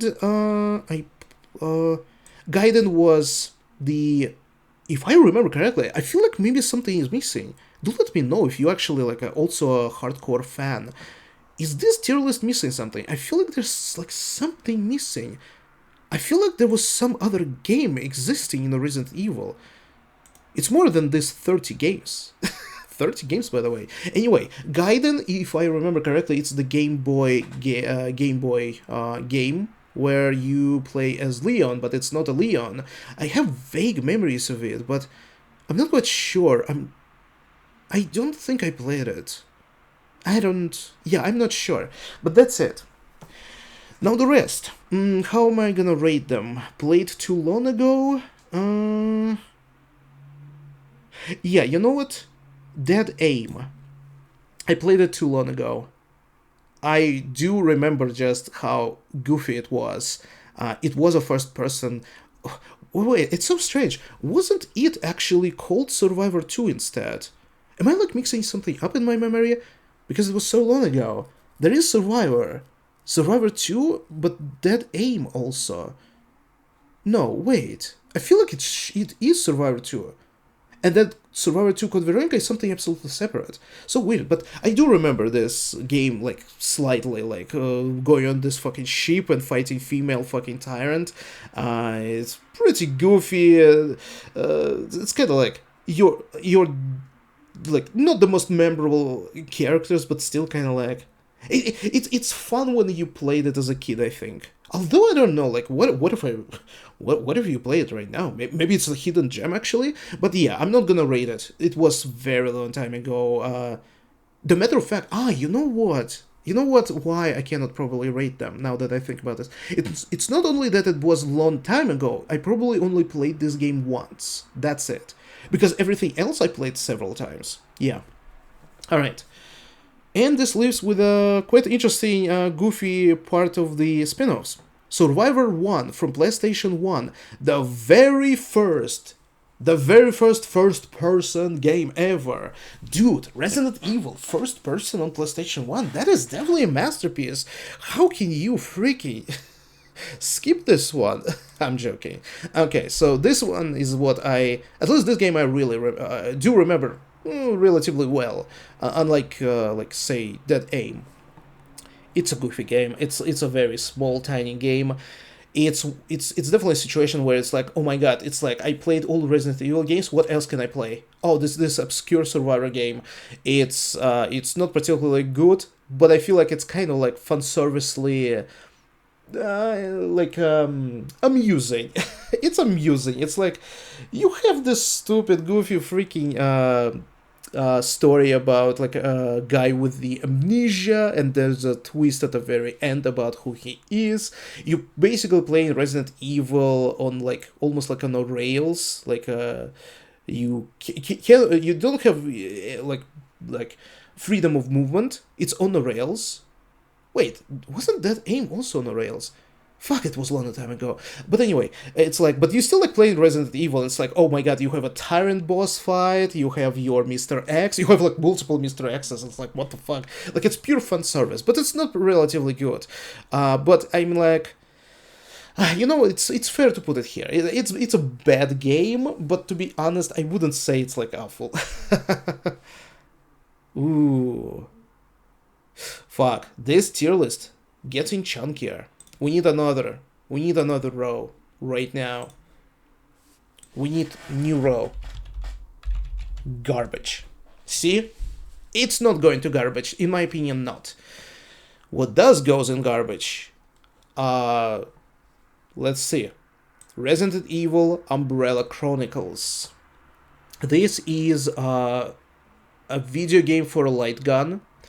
It originally came out on Nintendo Wii, then later it was also remastered. After several years, it remastered on PlayStation 3 because PlayStation 3 also got those nunchucks. So basically, it's a light gun game, and it's like a compilation of several games at once. It had a part of Resident Evil 1, but you're playing as Wesker, who's escaping out of the mansion. It's like a bonus campaign. You have your like Chris campaign, you have your Wesker campaign, like alternative additional story. You have events of the Resident Evil 2. No. 3. Yes, you have Resident Evil 3 events as well. Because basically this like compilation was about like story about Chris, Jill, and Wesker. So it had like a little bit of Resident Evil 1 as a light game, like a nutshell version of the events. Bonus campaign as a Wesker, then very cut. Dude, if I remember Resident Evil 3 interpretation inside of this game as Jill was even shorter than a remake, so yeah. It's quite garbage. And then you had a unique full campaign where Chris and Jill go into like Russia to destroy the final laboratory of Umbrella somewhere in Siberia, I think. And as a new content, it was quite entertaining, but obviously short. But overall, oh boy, I guess it's actually gonna go here, funnily enough. For obvious reasons, it's worse than remake of 3, but it still has some kind of entertaining value over Survivor, because it's like, oh, you can play with a friend. By the way, yeah, you could play with a friend with a second nunchuck, for example, to just shoot the zombies. I hope there's still people who know about light gun games, right? There was such a thing a very long time ago where you can go into arcades and freaking pay for lives to shoot fucking zombies on a screen with a real freaking plastic gun. If you die, you need to pay more to continue, and you have only 10 seconds. So you better buy a lot of coins to play it. Anyway, that's it. But this game actually had a second game, which is Resident Evil Dark Side Chronicles, which is also worked the same way. It's a light gun game, way more polished, way bigger. It basically, as if Umbrella Chronicles basically took as a foundation Chris, Jill, and Wesker, what Dark Side Chronicles did is taking Leon and Claire's foundation. So obviously it had the short version of events of 2 and Code Veronica, because it's a story of Leon, Claire, and Claire here as well. And it also, just like Umbrella Chronicles, had a bonus new campaign where you play as Leon and Krauser from Resident Evil 4, which gives more character to Krauser and his like motivation, what they got through. It has connections with Veronica. It was actually a pretty good campaign. It's actually like, it's an improvement. Yeah, I obviously don't like. I don't remember. Resident Evil 2 inside of this was kind of entertaining. Like, it was entertaining because at the time we only had PlayStation 1 version. So seeing Resident Evil 2 events, no matter how nutshell and cut down they are, in this like crazy cool graphics and first person with a light gun was like super impressive at the time. But it was, like I said, it's a nutshell version. And Veronica is even worse. Veronica is super cut down in this game. But it had this Leon and Krauser storyline, which was actually really good. So and it had like some additional bonuses in the game as well, with additional game modes and like unlockables. It has way more value over Umbrella Chronicles in terms of the content and story, for sure. So funnily enough, I'm gonna put it above Remake of 3. Yep. And finally, oh boy, okay, we're almost there. I hope you're not asleep. We're gonna make it super easy. Resident Evil Resistance came together with Resident Evil 3 as a free bonus. It's an online multiplayer game, your classic setup where you have 4 survivors versus 1 mastermind. Cool concept. It's a cool concept on paper, for sure. And it could be a very cool game where you play with 4. It's basically Dead by Daylight, basically. But Mastermind is only controlling cameras, so he can set up like turrets, summon zombies, summon special mutants, and very powerful ones that like Nemesis, for example. Like it's a kind of familiar formula if you know Dead by Daylight and something similar to that. But it was garbage. It was so glitchy. The connection was awful. Like the server, like it's bare bones. There's barely anything to do. It has little maps. It has little like replayability. All the tasks are the same. It just repeated over and over again. Those matches. Finding matches takes eternity. When you're in a match, if someone has a bad internet connection, then you all gonna have bad, awful internet connection. It was just awful. It's awful. It's garbage. It's garbage. And then you have Reverse, which, if I remember, it was supposed to be a part of Resident Evil 4 remake, but they delayed it, and they keep delaying it until they finally released it as a separate entity. It is also a multiplayer game where you have more split teams. You have teams of protagonists and teams of antagonists, basically humans versus monsters, and you fucking kill each other, you infect each other to get on your side until one team wins. I think it lived for like 3 months and then died. Obviously it's garbage. At least Resistance had some potential because the concept is cool, and I would like a game like this if only it was fucking working, you know? But the Reverse was just a fucking nothing. And finally, we have a final game to rate. I was kind of waiting for this one. Raccoon City. Oh, Resident Evil Operation Raccoon City, I'm sorry. This one is interesting. This game came out on PlayStation 3 exclusively. I remember when it came out, I was waiting for this as well when it released. It's basically, it's a 4 co-op single-player game. It takes place in the events of Raccoon City, so basically Resident Evil 2 and 3, but you play as a mercenaries, like a kind of a like the group that works with Hunk, if you know who Hunk is, this badass mercenary. So basically, yeah, like co-op for 4 people, you're going through Raccoon City, you're fighting zombies, getting some tasks completed, etc. Very simple concept. The game is pretty bad. Objectively, the gunfight is not the most entertaining. It also suffers from really lacking like a feedback of like bullets, the close combat. It's jaggering, like the movement is not is pretty poor. Like it's a very like it's a poor made game. But you might be already realizing that I'm kind of like, ooh, I have something special about this game. I actually really liked it. I actually dedicated myself a lot into this game, simply because I was a really big fan of the series, and just like it was with like Darkside Chronicles, at the time, we didn't have any modern Resident Evil games, we didn't have any remakes, except first game, back in 2000s, so playing this game was entertaining because we're revisiting Resident Evil 2 and 3 locations. We see the same events from different perspective. We like this size, like we also playing as villains. Basically, we're playing as this freaking mercenary corps of absolute freaks, who in the end actually trying to kill Leon and Claire, and you can actually succeed. You can overwrite the timeline by killing Leon, literally shooting him in the head with a magnum. This alone was absolute masterpiece.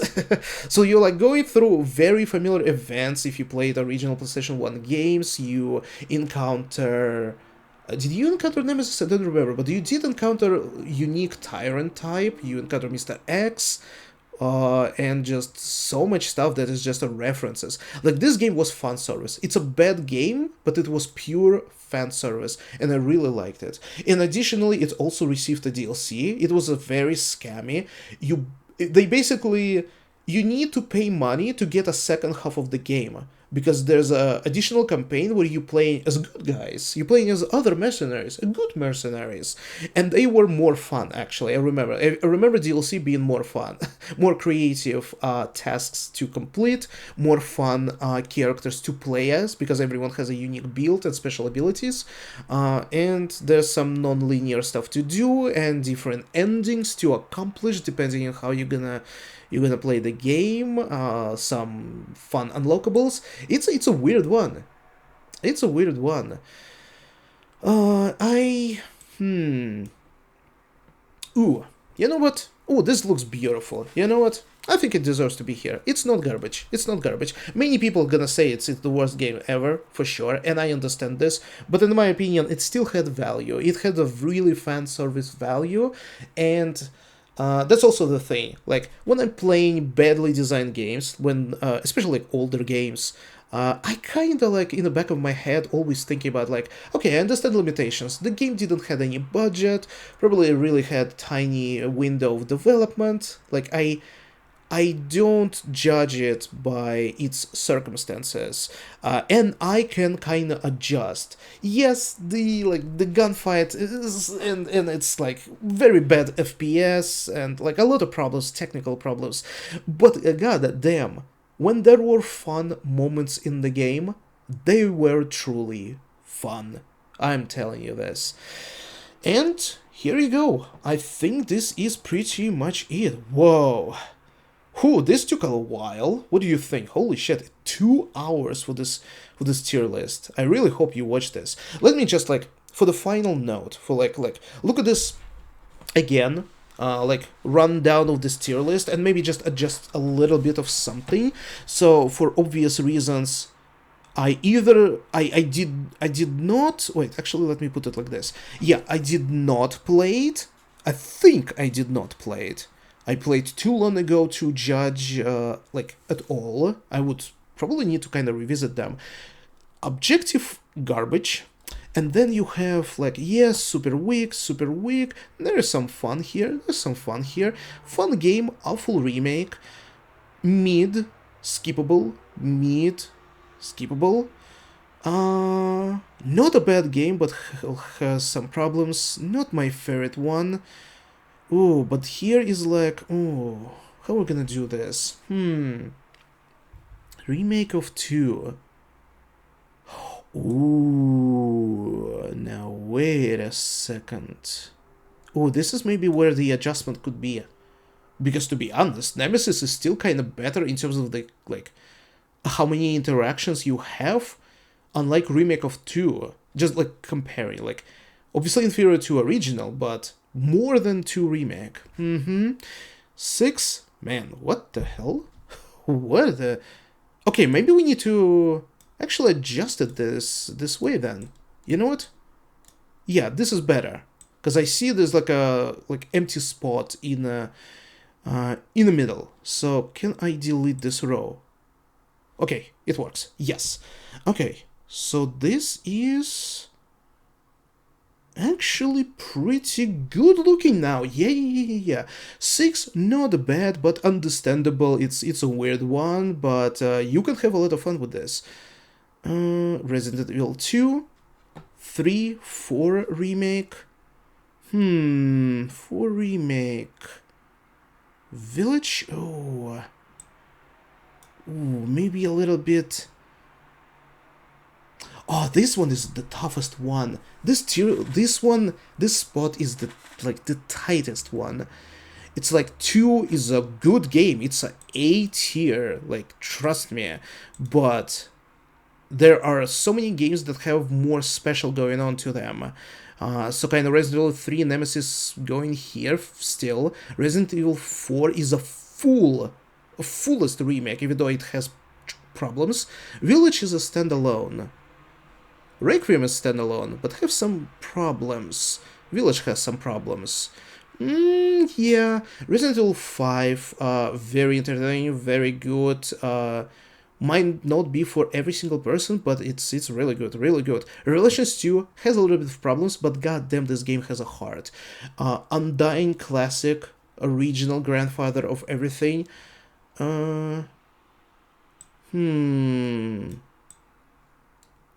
Yes. Resident Evil 7, good return to the form, a little bit rocky in places, not enough have been done, kinda short, but it's a good resurrection of the series, and it's faithful to the series. Like I said, Grandfather, Code Veronica is like Revelations 2, it's like it has a heart, it really needs revisiting, it really needs like a remake, but faithful remake, it has so much going on to it. And finally, top freaking Resident Evil games, remake of the original. That is just like a full game. If you actually wanna try something from older times, this is perfect. First game of original trilogy, basically, then first game of the second trilogy, Undying Classic, all of this Undying Classic, and finally Resident Evil 2, which is just like this is Resident Evil. It has so much. It's like looking back at everything else, it had everything. Every other game either lost something, even it's just tiny bits, lost something compared to it, or added something that was not necessary, or changed. But Resident Evil 2 from PlayStation 1 is just absolutely, like, it's 100% game. That's it. And yeah, well, I don't know, maybe I can struggle for a very long time, but I think this is pretty much it. So here we are. Did you watch the whole tier list? I know some of you probably just skipped to this moment when the tier list is fully completed. That is upsetting, but I understand. But if you are questioning some of the stuff, you should watch the full video to see my reasoning behind it. And you can add, what do you think about this? Where would you put the games? Do you agree with my reasoning or not? Or maybe you have something else to add. Maybe even something that maybe I'm kind of skipped and might affect this tier list a little bit. Like, oh, who knows? But there's a lot of stuff to talk about. Like, to be honest, as a fan of the series, I can talk forever about this. We can talk about so many details, and then a day after, I'm gonna realize that I didn't talk enough about this, that there's even more to talk about it, be it a very old games from 30 years ago, or a recent game that came out a week ago. There is so much. This series is amazing, and my wish for the series is kind of take a break. My only hopes is kind of for the future of the series. If they absolutely gonna be doing Resident Evil 10, Resident Evil X, obviously it's gonna take place in space, I'm 100% sure, or we're gonna time travel back in time. But I hope it's gonna take time until it's gonna release. Like, don't do this too soon. Like, let it cook like for three to 4 years. But in the meanwhile, what I wouldn't be against is Revelations 3, that gonna directly continue where this game left off, because the ending is so open-ended, it's so intriguing. God damn, I want to know. I want it so much. Or remake of Code Veronica, or Outbreaks. Yeah, that's pretty much it. And I think there's nothing else to say. So the rest of the conversation can take place in the comment section below, or maybe in a future video if there is a requirement for this. And meanwhile, if you did enjoy it, please consider giving me a sub, a like, or dislike if you want. Sure, it's a free. You have freedom of expression. And do please also maybe follow me on my Twitch channel, where I always playing different games almost consistently every day. And like, again, you're watching this on my YouTube channel, where I'm uploading my full playthroughs and sometimes reactions to video game openings and trailers. If you have any similar recommendations in terms of the games, trailers, openings, or tier lists, or like something else, feel free to leave it in the comment section below. I'm always reading them. I'm really curious what people might want to see on this channel. And yeah, that being said, I do hope you're gonna have good days ahead of you, and even better games. Gonna be seeing you around. Bye bye.